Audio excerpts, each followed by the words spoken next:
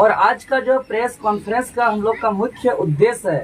60-40 नए चलतो आंदोलन जो लगातार चल रहा था, जो आखिरकार सच को कबूल किए 9 महीने के बाद माननीय मुख्यमंत्री महोदय चलती सदन के दौरान। और साथ ही साथ हम लोग का आंदोलन जो लगातार शुरू से जो मांग रहा है, जो हम लोग 19 मार्च को संसदीय कार्य मंत्री माननीय आलमगीर आलम जी को जो लिखित रूप से मांग पत्र में भी 7वां मांग के रूप में एक कड़ा नकल विरोधी कानून का मांग कर रहे थे, और वो मांग को पूरा करते हुए जो एक विधेयक लाया है भर्ती अनुचित साधनों की रोकथाम और निवारण के उपाय को उद्देश्य को लेकर के झारखंड प्रतियोगी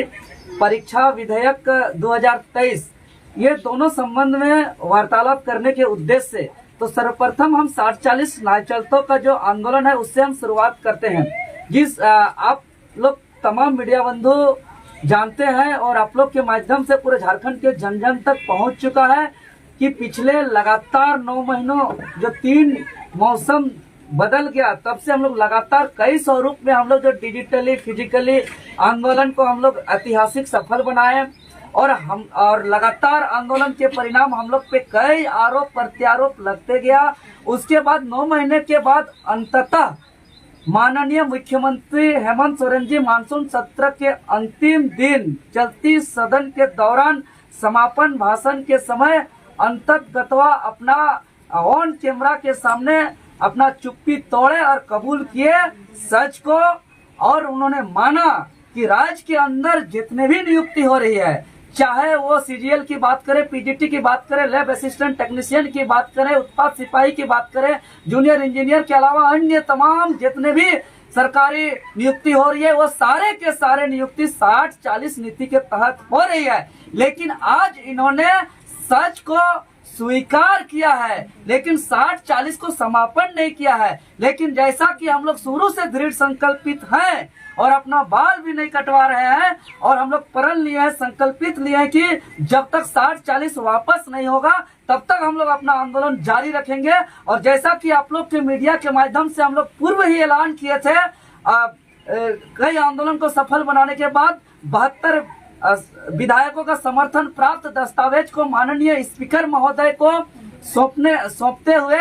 कि इस मानसून सत्र में हम लोग किसी भी प्रकार का कोई बाधा उत्पन्न नहीं करेंगे। इस मानसून सत्र पे हम लोग जो है कि धैर्यता और अनुशासन का पालन देंगे। चूंकि 72 विधायक समेत 42 का सत्ता पक्ष का विधायक लिख के दे ही दिया है, तो कानून तो बनना तय है। लेकिन दुर्भाग्य हम लोग फिर निराश हुए, और जैसा उम्मीद था वैसा एकजुटता पक्ष विपक्ष नहीं दिखा सदन में। जिस प्रकार वो लोग अपना वेतन वृद्धि को लेकर के पक्ष विपक्ष के विधायकों ने एकजुटता दिखाया, उसी प्रकार स्थानीय और नियोजन के मामले पर एक दिन इसका चर्चा होना चाहिए था, पक्ष विपक्ष को एकजुटता दिखाना चाहिए था, लेकिन नहीं दिखाया। और जो है कि यह दुर्भाग्य है। इसीलिए अब हम लोग इस मुख्यमंत्री महोदय को हम लोग आज प्रेस वार्ता के माध्यम से कहना चाहेंगे कि अभी तो आपने सच कहने में आपको मजबूर किए हैं और सच को कबूल किए हैं कि 60-40 के तहत ही नियुक्ति हो रहा है, लेकिन इसको समापन नहीं किया है, स्वीकार किए हैं। आज हम आपके चैनल के माध्यम से तमाम जनता को विश्वास दिलाना चाहेंगे कि इसको समापन होने तक हम लोग अपना संघर्ष जारी रखेंगे। और हम लोग का इस आंदोलन के दरमियान में जो लाखों छात्रों पर, हजारों सैकड़ों छात्रों पर जो फर्जी मुकदमा किया गया, हजारों लाठी तोड़ा गया, माओ बहनों का खून बहाया गया, और इतना ही नहीं, आप देखते हैं कि यहाँ के सत्ता पक्ष के नाला के विधायक माननीय जो है कि रविंद्र नाथ महतो जी के द्वारा छात्रों के डिग्री पर भी सवाल खड़ा किया गया। इतना ही नहीं, हद तो तब हो गया था जब सत्ता पक्ष के केंद्रीय प्रवक्ता महोदय यहाँ के छात्रों को विपक्ष वित्तपोषी का संज्ञान दिया गया। इतना ही नहीं, उन्होंने दलाल तक का संज्ञा दिया गया। और इतना लाठी खाने के बाद तो क्या मुख्यमंत्री महोदय अब तमाम एफआईआर को वापस करेंगे? क्या मुख्यमंत्री महोदय ये तमाम जो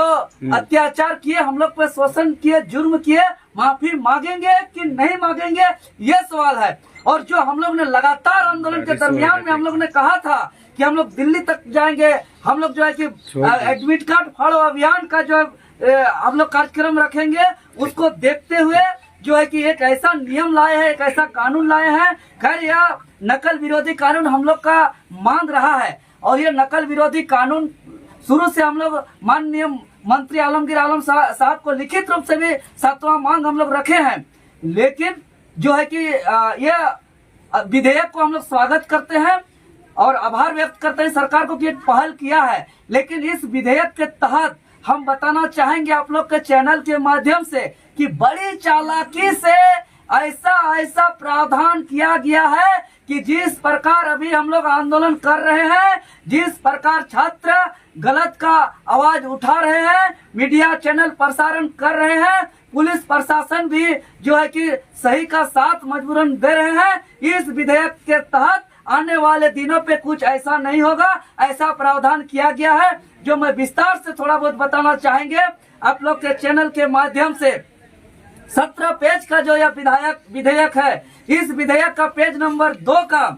कंडिका 2 का 7 में स्पष्ट रूप से उल्लेख किया गया है कि परीक्षा केंद्र के अंदर या बाहर जो भी पर्यवेक्षीय कर्मचारी या ड्यूटी में जो भी तैनात है, उसका या उसके रिश्तेदार या उसके मित्र को किसी भी प्रकार से लिखित, मौखिक या संकेत या इशारों पर उसको दबाव देते हैं, रियायत या सहायता मांगते हैं, तो आप दंडनीय अपराध के भागीदारी होंगे। अब बताइए, चलिए हम इतना स्वीकार करते हैं कि परीक्षा केंद्र या बाहर के तैनात जो पर्यवेक्षीय कर्मचारी है, लेकिन मित्र और रिश्तेदार आखिर कौन है? आखिर क्या काम होगा उनका वहाँ? यही ना जो हम लोग इससे पूर्व देख चुके हैं जूनियर इंजीनियर की परीक्षा में या जेपीएससी में सामने से जो आंदोलन का उजागर भी किए हैं कि वहाँ बहुत ऐसे लोग होते हैं, असामाजिक लोग, जो question setting, getting question leak जो है कि तरह तरह का धांधली का काम करते हैं। वो लोग कहीं न कहीं उन लोग को बचाने के लिए मित्र और रिश्तेदार का बचाव का या इसमें प्रावधान किया गया है। तो इसमें हम दावे के साथ कह सकते हैं कि इसको संशोधन नहीं किया जाएगा तो आने वाले दिनों पे जो गड़बड़ी कर रहे हैं उसको जो है कि कानून के तहत संरक्षण मिलेगा। अगर इसी विधेयक का पेज नंबर 6 का कंडिका 11 का 2 का हम बात करेंगे तो स्पष्ट रूप से लिखा हुआ है कि परीक्षा और परीक्षाओं से संबंधित प्रश्न पत्र और उत्तर पत्रों से संबंधित कोई भी अगर आप सवाल खड़ा करते हैं तो उसको प्रसारित करने वाले संस्था, प्रबंधन संस्था या कोई भी मीडिया संस्था उसको आवाज उठाते हैं तो वो दंडनीय के भागीदारी होंगे, स्वयं दंडनीय के भागीदारी होंगे। अब बताइए, हम परीक्षा लिखेंगे, मान लिया हम इतिहास के छात्र हैं और हम वहाँ देख रहे हैं कि मेरा 6 क्वेश्चन अंदर में गलत था, उसको बाहर आके हम बोल नहीं सकते हैं। अगर हम बोल सकते हैं, अगर सिद्ध करने वाला आयोग, सिद्ध करने वाला सत्ता में बैठे जो है कि मठाधीश लोग अगर मेरा आरोप को गलत साबित करेंगे और मेरे ऊपर आरोप दाखिल होगा तो पेज नंबर 8 का कंडिका 13(1) के तहत स्पष्ट रूप से लिखा हुआ है कि जो भी परीक्षार्थी के ऊपर अगर इस अधिनियम के अंतर्गत आते हैं और उस पर जो है कि आरोप दाखिल होता है तो आरोप दाखिल होने की तिथि से 2 से 5 साल तक जो है कि उसको कोई भी प्रतियोगी परीक्षा में बैठने से वंचित कर दिया जाएगा। अगर आरोप सही साबित होता है तो 10 साल तक कोई भी प्रतियोगी परीक्षाओं से बैठने से वंचित कर दिया जाएगा। और अगर वही छात्र पुनः दूसरा परीक्षा में उसके ऊपर आरोप पत्र दाखिल होता है तो 10 साल तक जो है कि उसको जो है कि कोई भी प्रतियोगी परीक्षा में बैठने नहीं दिया जाएगा। और अगर वह सिद्ध होता है तो उसको आजीवन उसको किसी भी प्रकार का परीक्षा में बैठने नहीं दिया जाएगा। और जिसके ऊपर इस अधिनियम के तहत जो दोषीदार होंगे उस पर FIR करने के लिए, प्राथमिकी दर्ज करने के लिए किसी भी प्रकार का कोई भी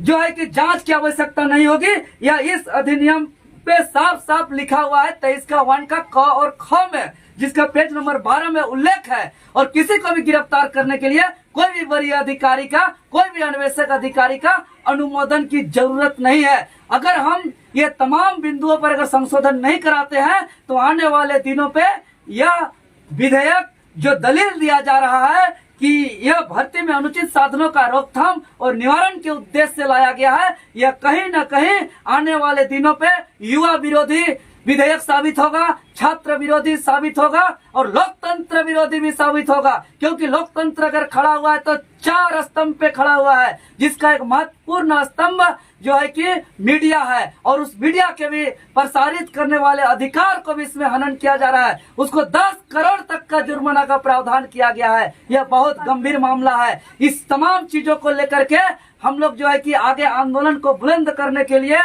8 अगस्त यानी झारखंड आंदोलन के मसीहा निर्मल दा के पुण्य तिथि के अवसर पर अपने तमाम आवाजों को बुलंद करते हुए संपूर्ण झारखंड प्रदेश में जो है कि हम लोग अपना प्रतिक्रिया एक्टिविटी करने का काम करेंगे, जिसमें